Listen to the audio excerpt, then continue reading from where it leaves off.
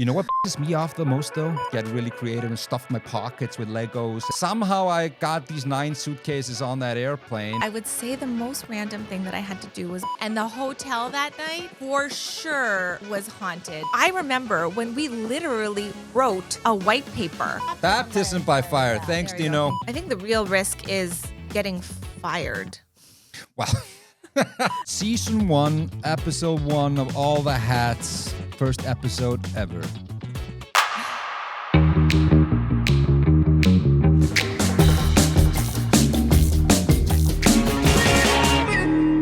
Welcome to the first ever episode of All the Hats. My name is Ómar, and here with me is the ever so wonderful Alicja.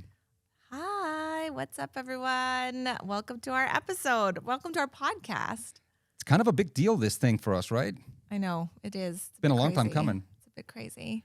I remember when we were working together, like 7-8 years ago, on a B2B team together, like a small but mighty B2B marketing team. We were wearing quite a lot of hats, weren't we? Yeah, definitely. And then I moved over to this agency, and the first thing I thought about was like bringing you over to the agency with me. And I think we worked with over 100 B2B companies since then. And seen a lot of small and mighty marketing teams doing their best to get a lot done with not so much resources.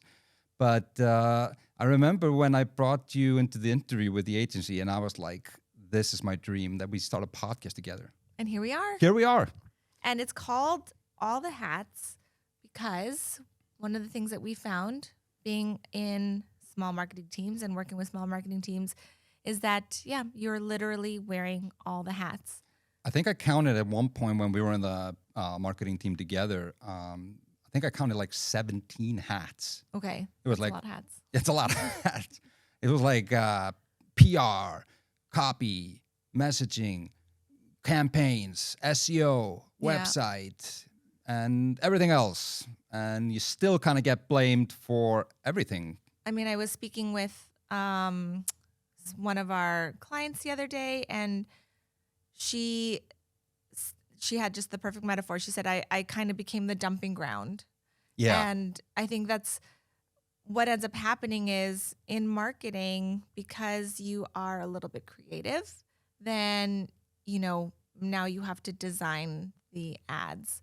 And because you know how to speak your language, you are the copywriter. Yeah. And because you are under 40, you are in charge of the social media channels. And you just, everything gets put on your shoulders, and you have to figure out how you're going to navigate doing all of these projects. And you are also learning. Like, I remember with us, our first PR, the first time I was put in charge of a press release. Yeah. And I was like, I've never done this before. Is there a template or something? what is a press release? Yeah. Is it just an email? And this was before ChatGPT and, does Microsoft Word have a press release template? So it's a milestone for us. High five. High five.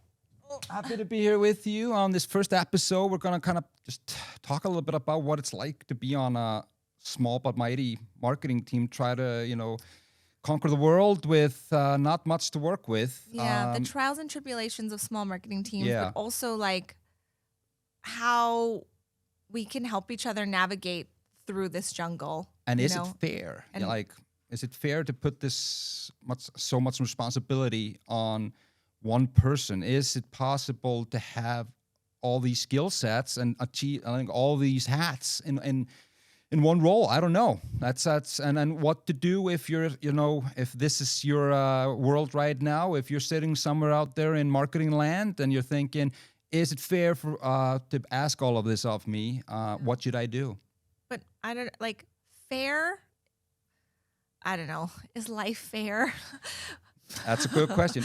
But more, I think maybe it's even more along the lines of it's probably not fair, and we can all agree to that. But how can we just help you move through this and figure out how you can be successful at your job, given the fact that you're doing this? And how can we help you say yes to the things you want to be doing and no to the things that you know you are not going to, or just the no to the things that you don't want to be doing, right? Yeah.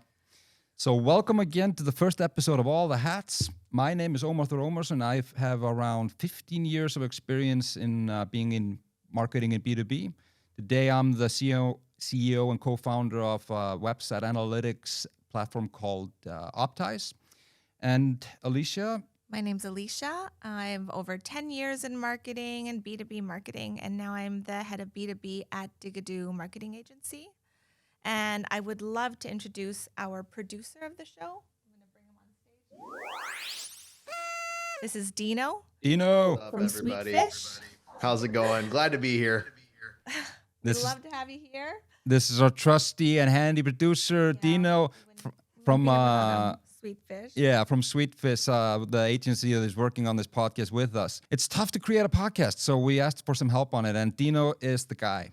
So he's going to sit here next to me. He's my emotional support producer. Thank you. Is that a Steve Jobs outfit you're wearing today, Dino? You know, I'm trying to bring it back. Me and Ómar. I think we got some work to do. I'm surrounded by turtlenecks. I've got Dino, Ómar, and Steve Jobs over here. So let's bring the turtleneck back. I think it's in fashion for 2025. Well, anyways, let's kick it off. Why don't we just start a little bit about talking about what it's like to be on such a team? So I remember, I counted 17 hats at some point. It was like PR, it was just website, it was copy, it was messaging, it was campaigns, SEO, all of it stuff. And it was kind of a list that I wrote down once when I was being asked, why aren't you doing more? And I was like, what are you asking of me here? So I wrote all of the roles that I had down, or we had. Was the question, why aren't you doing more? Or was it more like, why aren't we seeing more results? Yeah, sorry, that was what it was. It was like, why aren't we getting more leads was essentially the question. That was the number one key performance indicator for KPI for our team was like leads. Leads, yeah. And so it was like, why aren't we getting more leads, Ómar and Alicia? And I was like, well, and I wrote down all the tasks and roles we had, and I brought it to the CEO and the CRO, Chief Revenue Officer, and we looked at it together. Mm-hmm. And they were like, okay, you're doing a lot, but do you need to do all of it?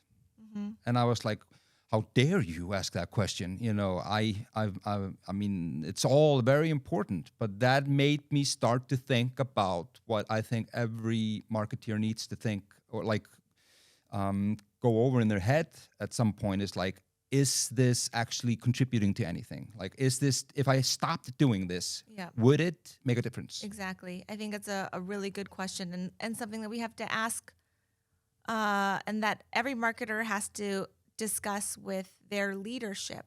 Like, what needle are we trying to move? Yeah. And what is it going to take to move this needle? Because honestly, it can't be just some random KPI, or maybe it is, I don't know. But what actual needle do you want to move? And is it just grow revenue? And that can't just be get more leads, because that's obviously, or maybe it is. Maybe your one goal is to get leads, and then you need to just figure out, how are we going to get leads? And getting leads means that you're probably not going to be investing a lot in your social media channel, because you just need to go direct, right? It's like these one-to-one, super intense calls. But I would challenge that, because it all contributes. You can't just order leads like a pizza. You know, you need to it all comes together as a holistic brand awareness and kind of trust and likability and I like their content and it's teaching me something. It's just a lot, and social media is just one of the channels where you kind of distribute that stuff. Yeah, you touch on a good point. There are some foundational aspects that you need to ensure that you get right in order to get leads. And now we're diverging on the whole leads conversation, and I know that we're definitely going to have an episode all about this. But there are definitely some foundational aspects to your business that you need to ensure that you have in a good place. But I'm just saying that if you know that, you are going to, that 90% of your customers go to this one event and you decide to have Sure. a VIP dinner and make sure that you are inviting all these customers in and having these, then this is a way to kind of, maximize the budget you have Yeah. and the time that you have in order to get further instead of, I don't know, maybe getting a giant booth and trying to man it with as many people you can. And as a small person marketing team, Less is more. yeah. And I'm sure we all have crazy conference stories. We do have crazy conference stories. I can't wait to share some of those. But let's, do you have a story about like something crazy, unimaginable that was asked of you on a marketing team? I mean, I would love to build this into our podcast. I don't need it to be crazy, but like, what is the most random thing that you have been asked of as a marketer? Because I think that's like, yeah, like what's the most random thing? You're in marketing, and now because you're in marketing, you need to do X, Y, Z. So if any of our listeners are out there, we are always, always, always looking for stories, and we want to share the most random thing. And one of the things that we would love to do with this podcast is build a community of small marketing teams, because there's a lot of podcasts out there with incredibly smart people giving incredibly great advice for like huge marketing teams Yeah. with a lot of budget. Yeah. And you're just trying to figure out, okay, well, how does this apply to me? So what we would love to do with this podcast is build a community of people with small marketing teams so we can support each other, figure out how we can do best practices and how it applies to us. Sorry to interject here. Something I would love to hear is, do you guys have like a funny, crazy, like just a weird story from your time as a one-person team marketer where you're like, I cannot believe I had to do that? I can start with one that Okay. I it still burns in my memory. It's just like can't believe that I did it without. I didn't even think about it. I was just like, yeah, I had that kind of attitude, and I do believe if you survive being on such a marketing team, you become stronger and a very skillful marketeer with very lots of different types of skill sets. I mean, I think part of being a marketer is this can-do attitude. Yeah. I can do it. Yeah. Yeah. So this is back in 2000, I think it was 15 or something like that, and I was doing pretty much everything on that marketing team at a SaaS company, and then the CEO comes to me and he says, "Listen, we're doing the conference in Copenhagen, right? In a couple of weeks." And I'm like, "Yeah," and he's like, "Okay, we don't have any budget for anything anymore. So I'm gonna need you to pack all the booth stuff, the booth walls, the booth pull-ups, the roll-ups, the brochures, the handouts, all of it in suitcases, and fly and go in an airplane with it and bring it yourself to the conference venue." And I was just like, okay, I can do that. Ended up being 9 suitcases that were incredibly heavy. The first thing that was back in the day we were printing. we were printing brochures, Yeah. and they were freaking heavy, So On the thin paper. first thing that happened to me was just in the airport.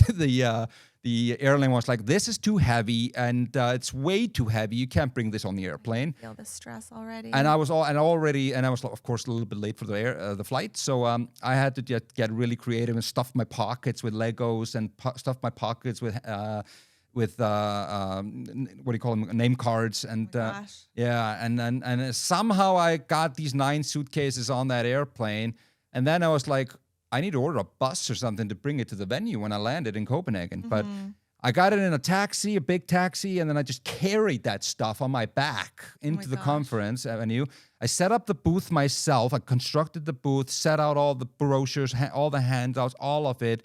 And then I just collapsed in the hotel, and then I stood there for freaking 3-4 days trying to sell. When the rest of the team decided it was time for them to show up. And then at the end of the 3 or 4 days, I was completely just worn out. Then I had to deconstruct the booth, put them back in those damn 9 suitcases, and bring them back to. I think if I remember, I started just after that conference because I think the brochures were in your car for about 3 years. Yeah. I think I never wanted to see those brochures again. I think you never moved them out of your car because I remember once I needed a ride and you were like, I've got a car full of brochures. Like, okay, there's no room for you.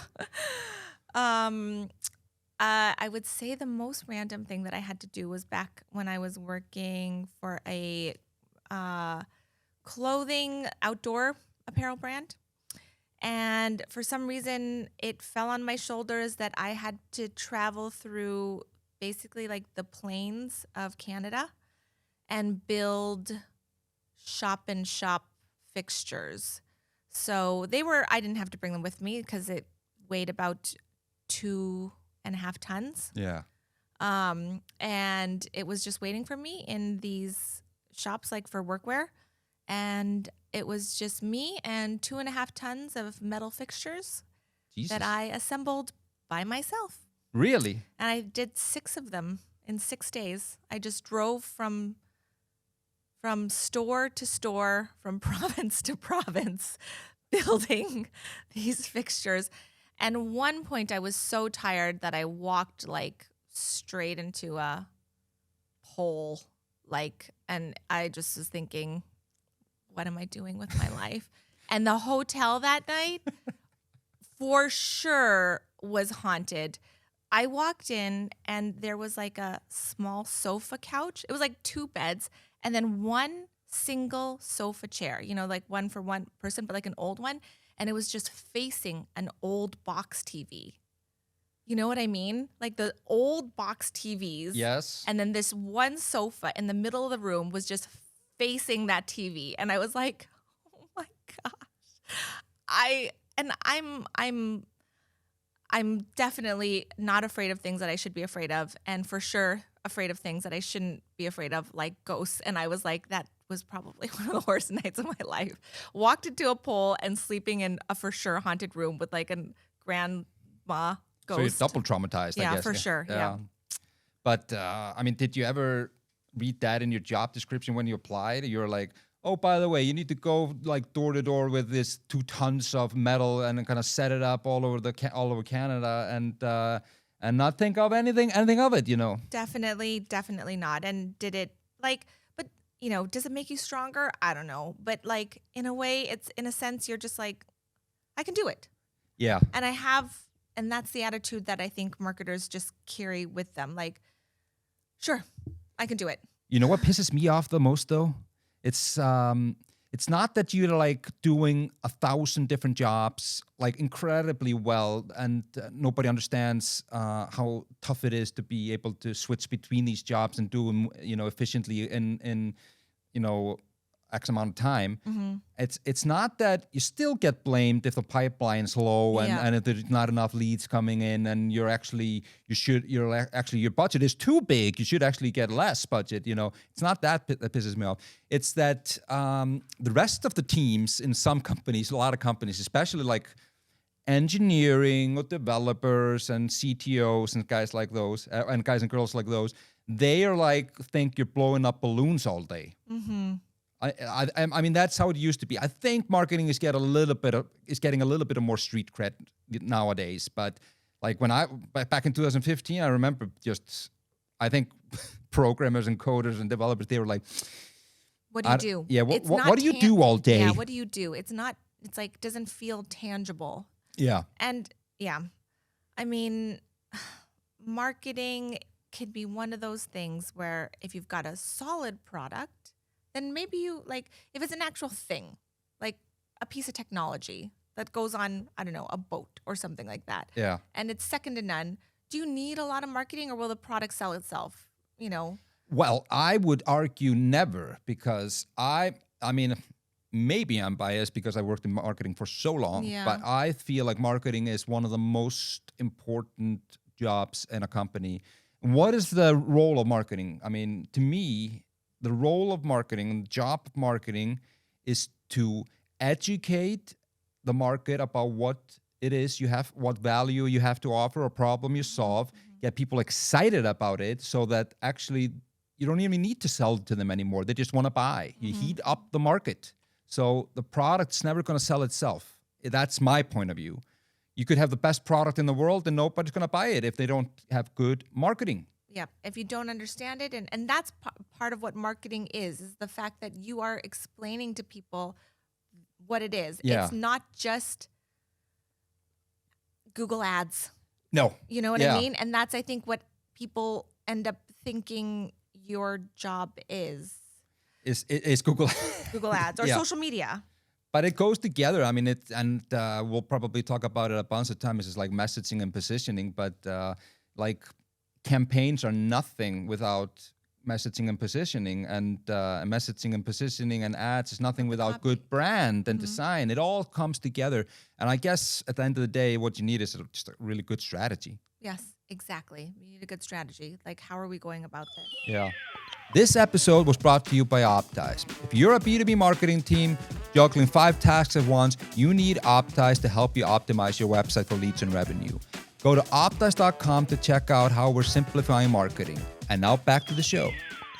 We found this post that I wanted to read to you guys. Yeah, the title of this post is my workload unrealistic?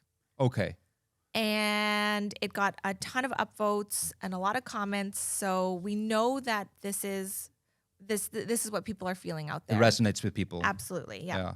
So I started about a year ago in my first marketing position. I was brought on as a coordinator, but I think my job role has expanded beyond that. I work alone as the sole marketing staff member in my office. And as I'm learning more, I'm starting to feel overwhelmed in the work and as if I'm on a steady downward trajectory. Jeez. It seems I have an expansive list of responsibilities, and I'm just doomed to do an average job across the lot. For some more context here, the notable responsibilities I've started, and here's her list. Social, I manage the social accounts for 2 brands. Creatives, Okay. graphics for social, email marketing, web, that's already a lot. Okay, so website maintenance, SEO strategy and content writing. This poor woman. I know, ad management, email marketing, budget allocation, data analysis, and in-person marketing. Did you say data analysis? Data analysis. Oh Just my a God. few And things. Just a few. Yeah. just a few things. I mean, exactly. she just went from like website expert to designer to data scientist in like a couple of words. To SEO strategy and content writing. I mean, like if you're not a writer, it's so hard to write. Okay, anyways, I'll finish Go for the it, post. I feel like all of these skills are necessary to be a well-rounded marketer, but I'm just keeping my head above water across the board. So my question is, am I underperforming and need to step up, or is the ask too great? Could more experienced marketers achieve all of this? Am I just missing tools, strategy, or experience to make all this easy for one person to do? Thanks. Okay, let me get your thoughts on this first. I mean, this is just what we talked about. I think this is unfortunately or fortunately the reality for a lot of people. And I think what the kind of tough part about it is when you don't know that this is kind of crazy, you get insecure and it might get you depressed and you might kind of quit. And that's the downside to it. But if you stick it out and if you kind of just go, you know, I'm going to do it and I'm just going to do my best and just going to do what I can. And then I think it's going to help you grow a lot really fast. Because if you get siloed into one job and you do it all the time repeatedly, you know, you're never going to grow as much as if you try on different things and you just get a lot of different roles and different responsibilities with a ton of pressure. You know, if you stick it out, if you can hack it, then I think you're going to come out really strong. I mean, I agree. Like at first you want to kind of say like, well, no, this is not right. But at the same time, I think it's not whether it's right or wrong. It just seems to be the reality of your job. And it is, you know, a blessing by fire. Like you are going, or trial by fire. What's the saying? Trial by fire? Christening by fire? No, trial by fire, I think. Trial by fire. Did I say christening by fire? I don't think know. that's also something. Is that that's I a think thing? baptism by fire. Baptism by fire. Thanks, There you go, Dino. Thank you. Yeah. That's what this is. So But I think what she or he, and I say she because oftentimes this also could be a topic for another day. It's this like workload thing. You take it on, and are able to try a lot of things. And you need to just set the expectation of what is going to come of this.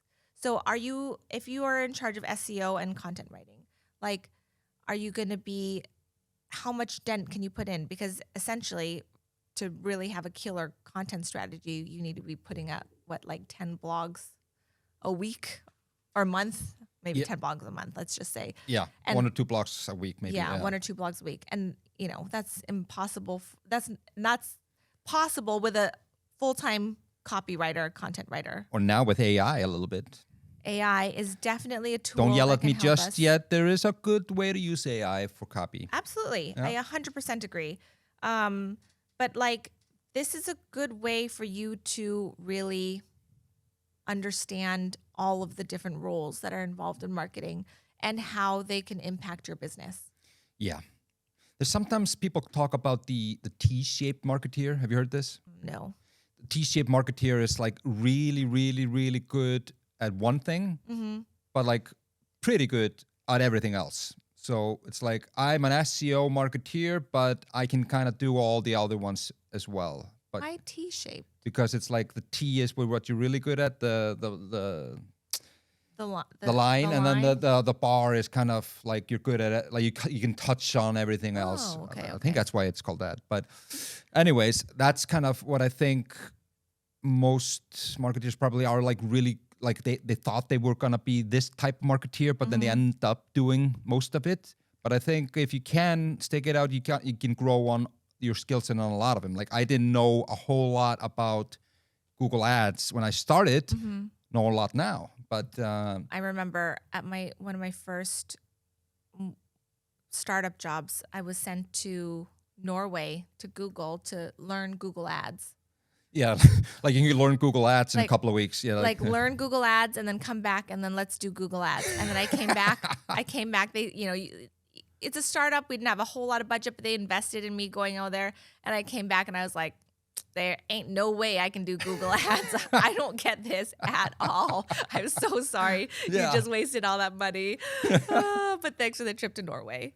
And then it's like, what do you mean ads cost money? And you're like, yeah, that's part of the ad spend, Yeah. And what I think sometimes is like the rest of the company doesn't really understand marketing because to me, a lot of companies are quite product focused and it's like all about the tech and the product.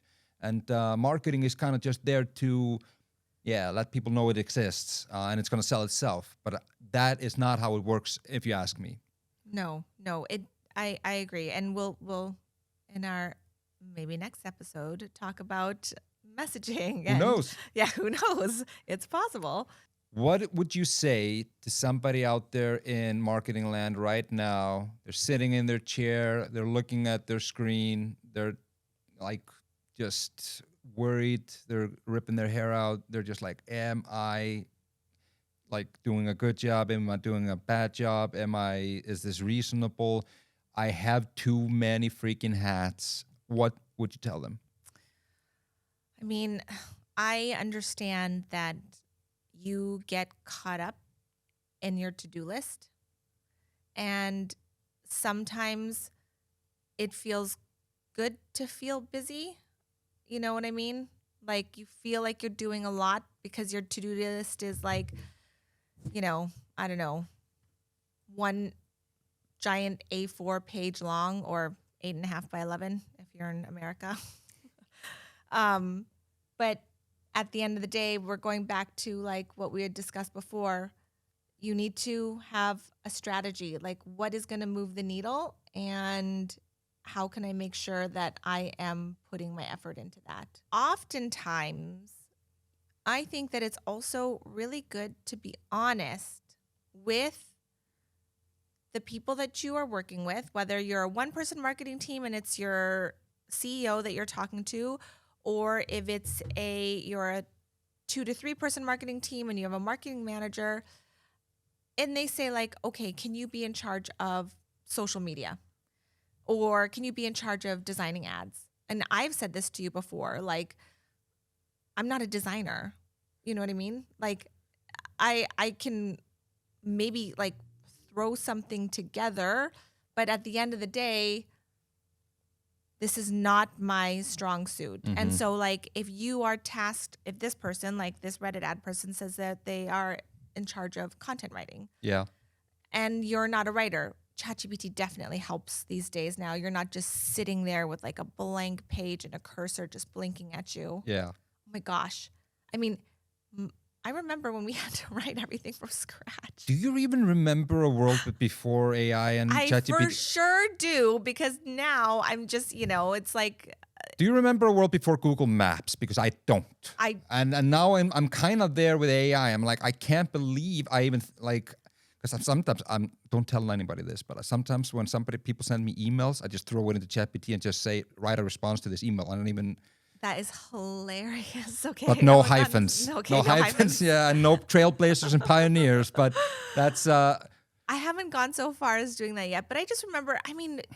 I remember when we literally wrote a white paper, like from scratch. Yeah. Like I was back in university, and here's our outline, and researching quotes, and like, and from scratch, and then not only was that difficult, then we had to write the summary of the white paper. Yeah. And even that took half a day. Takeaways. Yeah, the 3 takeaways. That took half a day. Yeah. And now, like with the dawn of ChatGPT, like you can ask it to summarize things for you. You can get variations, and like, oh my gosh, what a life changer it's been from a copywriting standpoint. But yeah, if you're not a writer, it's going to be a hard thing for you to do, even to edit ChatGPT. You know what I mean? Yeah. But what do you think the risks are if it's like if this goes like unseen in the company? You got a small marketing team, they're being asked to do a lot, and like, what do you think the risk is? Like, creativity goes down. You just get stuck in just doing tasks, execution land without any look at ROI. Like, what do you think is the real risk of not addressing this? I think the real risk is getting fired. Well, or leaving your job, because it means that your goals and your targets are not clear, and that now your role is not, and your deliverables are not clearly defined. Yeah. You've just given this giant basket of things that you have to accomplish. And like the expectation is for you to, like, for revenue to grow because of all of this. You know what I mean? And like, or whatever it is, whatever that expectation is, like, it's usually not defined very well or clearly enough in a way that we can actually like measure the outcome of your output. Yeah. So I actually think that, and I think that's probably why CMOs move also so much. And it's such a, like, it's a role that's just... Burns you out, or?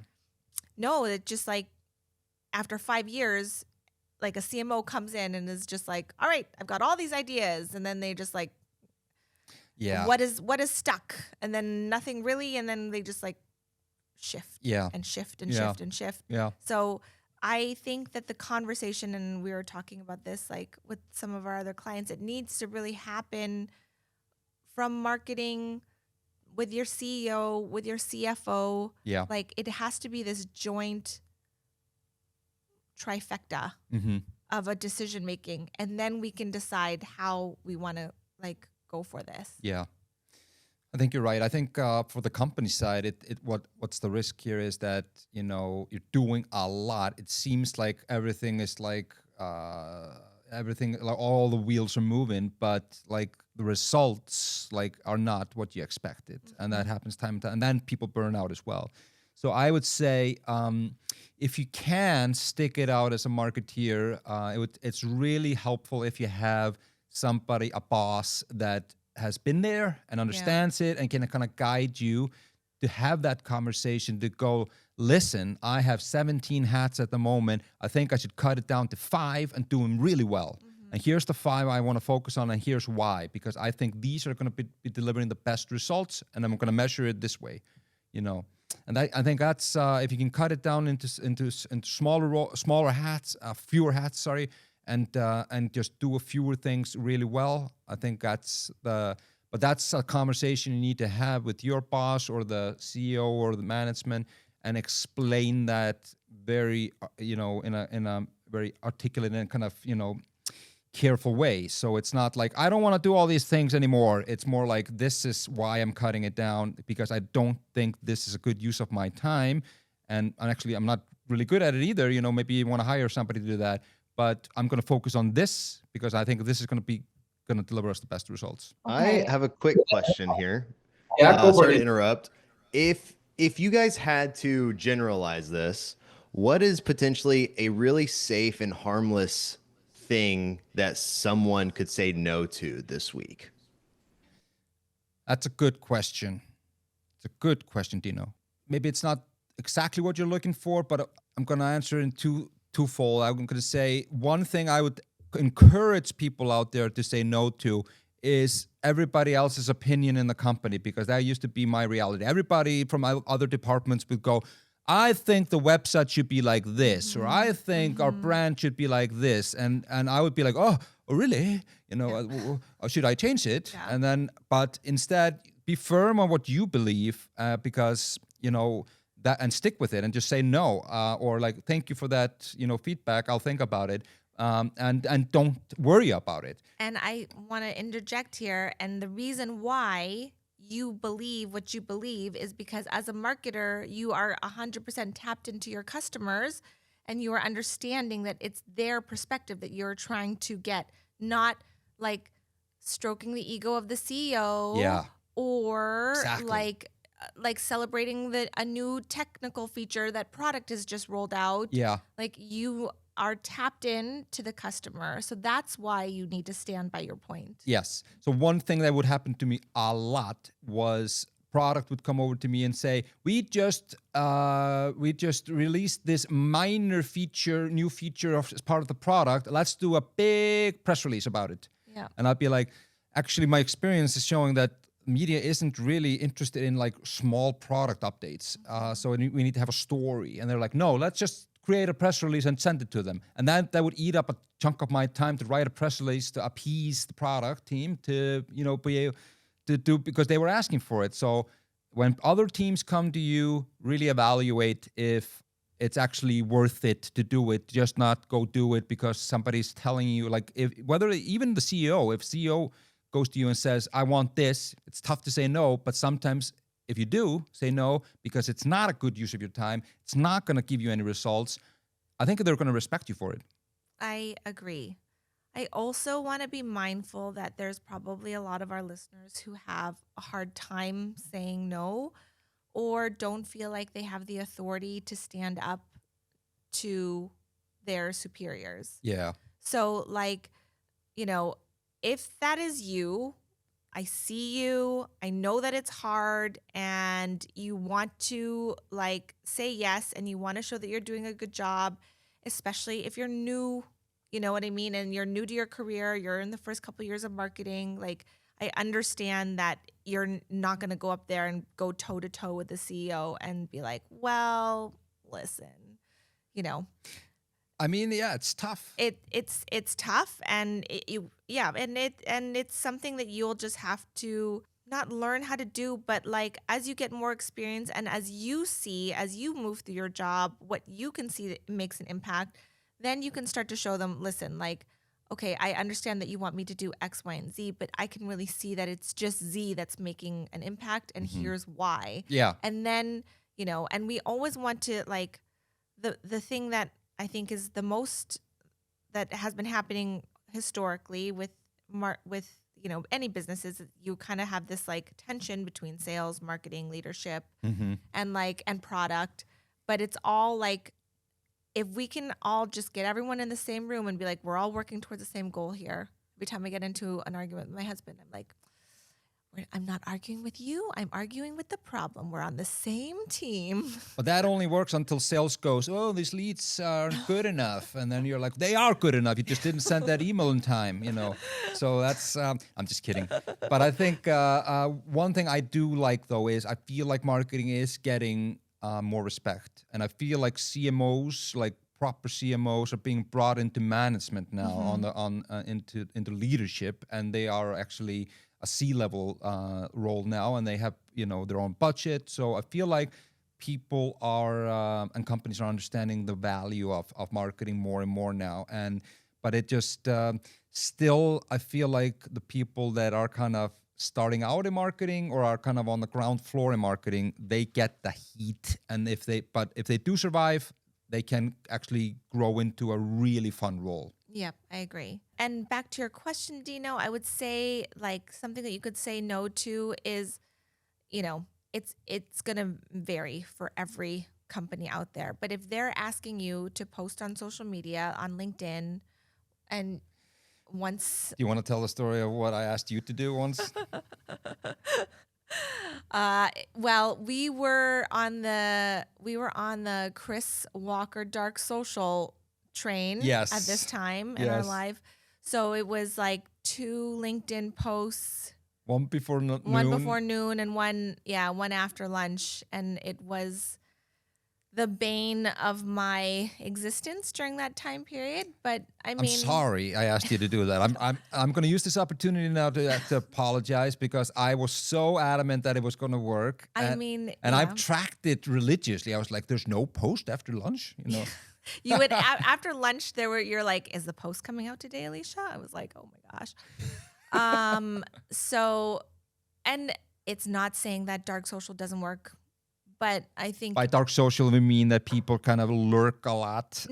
By dark social, I mean that one person spends the time on social media posting about their train of thought and giving their perspective and, and like just talking about their perspective and commenting on other people's posts and sharing other people's posts. That, of course, does work. Just doesn't work, in my opinion, if the brand does it. I meant by what Chris Walker always means, I think, by it is that people are in kind of stealth mode for a long time. You can't measure their touch points because they're kind of lurking on social. They're not liking, they're not commenting, but they are tracking you on social. Is that what it is? That's what dark social is. I thought dark social was that you're just doing your thing on social media, but you can't track it. And that it's not measured. It's not like you're tracking like a budget spend. It's not like paid social. It's dark social where you're just organically posting all the time on your own. And you can't see who likes it or not. Well, you can. I mean, people are liking your comments or not. That's what I'm saying. I think that's what he means. We have to look it up after the episode. Can we fact check this, Dino? Yeah, Dino, can you fact that? Yeah. Okay. What does it say, Dino? Got it pulled up here. It says, here's what I've got the AI overview on Google here.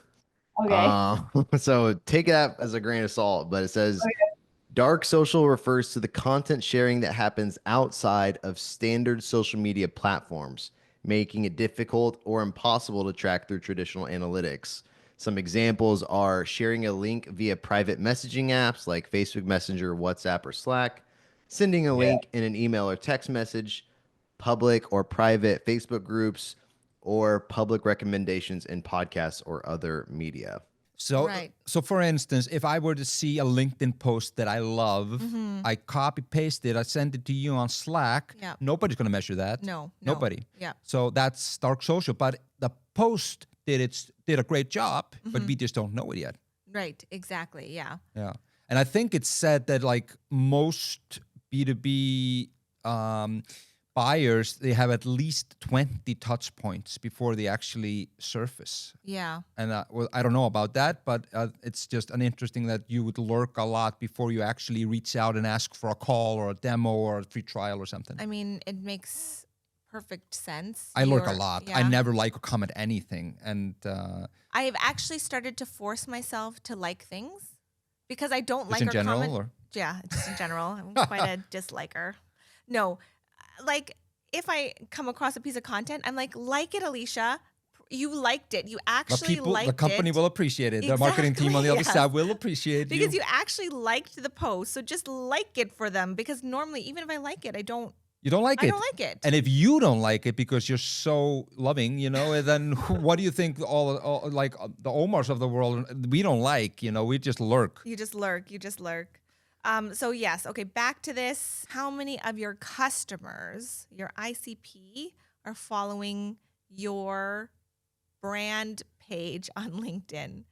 So if your brand page, if you're tasked to post once or twice a week or once a day for your brand page, and all your LinkedIn followers are friends and family, and you're getting 6 likes on it, and it's taking up, 25% of your morning, I would say not worth it. Yeah. Not worth it. You could say no to that. Yeah. Another thing, unless you have measured that it is working. So one thing that's incredibly tough for most marketeers, because usually we're not maybe the best with numbers, So it's like analytics. That's a tough part for most marketing team, is just like knowing what's working, I mean, So every time I look at an impression, I Google what's an impression. Literally every time. and I would just I like impression for me is like, these top of the funnel vanity metrics like impressions and even clicks, it's like, are they telling you Do anything? we care? Yeah, Yeah, exactly. do we care? So Yeah. all of the analytics part, I would actually say, try to get some help with analytics, just in general, whether you have a good tool, or if you have an agency, or if you just hire somebody to do that, because it could eat up a lot of time to do it wrong, and just to try to understand all those freaking metrics, Yeah, I totally agree. I mean, we actually had a data analytics person help us. It. It. Yeah.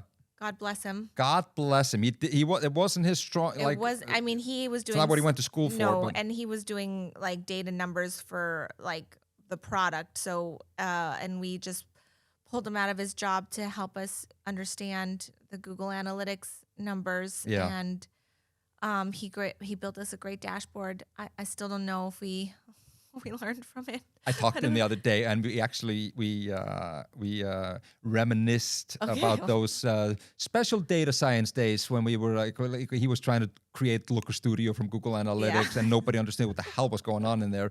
But I mean, we were trying, but it was a major. I mean, it took up a lot of time from all of us to do it, and like one person that actually knew how to do it would just like it would have been much easier. Yeah. So I think analytics is one of the things. It's a tough one to just kill, but at the same time, it just can eat up your whole world to try to do it yourself. So it's I would ask for help there.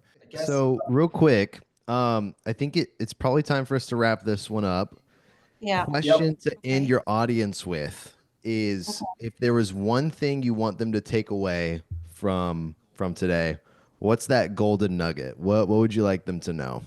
I can start. I think I would want them to know that being on a marketing team, let's talk about B2B marketing team in a small to medium sized company where there aren't too many people on the team usually, is an incredibly demanding job. Yeah. And you're right to think that. It's okay to be insecure sometimes, or not sure if you're doing a good job or not. It's okay to be like a little bit shell shocked with your world. But if you do stick it out, if you just go out and there and just read, books, or listen to podcasts, or look at a webinar, or just talk to ChatGPT all day, and you just actually just grow into that role, you're gonna become one of the most powerful people in the company. Yeah, I would say, I know if your fingers are in all the pies right now, it's baptism by fire. You're learning a lot of different things, and and you're doing them all of them so. And that's okay. But I also think that I encourage you to take a step back, to speak to your leadership and figure out what it is as a company that we want to do this year. What needle do we want to move? And then you think about how you can move this needle, and how marketing can support moving this needle. Because if that is the case at the end of each year, you for sure will be able to do it because you are a marketer and you are a can-do person. Yeah. It will be a success. And that's exactly what happened to me, remember, when we had that new CRO and he kicked my ass with pressure. And I came to him with that list of 17 hats and he was just like, but that was the good thing about him. He put a lot of pressure on you, but he would also help you. He would be like, okay, let's cut this down and let's look at it together, see what we can take out and what we keep in. And Simon Shorthouse, if you're out there listening, thank you for that pressure. I have some scar tissue, but I did survive, and I think I'm, a stronger professional because of it. Okay, I think that wraps it up for the first ever episode of All the Hats, Alicia. Oh my gosh, it's amazing. Yeah. Definitely. Thanks so much for listening, everyone. And make sure to like and subscribe to wherever you guys are listening on whatever channel. And if you're on YouTube, drop a comment and share your story about the most random thing that you've ever had to do as a marketer. We would love to hear it. We'd love to hear it. We have weirdly fascinated by random and tough stories from the marketing world. Let's trauma bond together. Yes. But on the next episode, we're going to be talking about something very close to our hearts. And the reason why is because I just realized way too late in my marketing game that how important messaging and positioning is. It's incredibly tough. Yeah. And, to get right. And on all the other stuff you're doing, like campaigns and website and SEO, it could all be like for nothing if your messaging and positioning isn't right.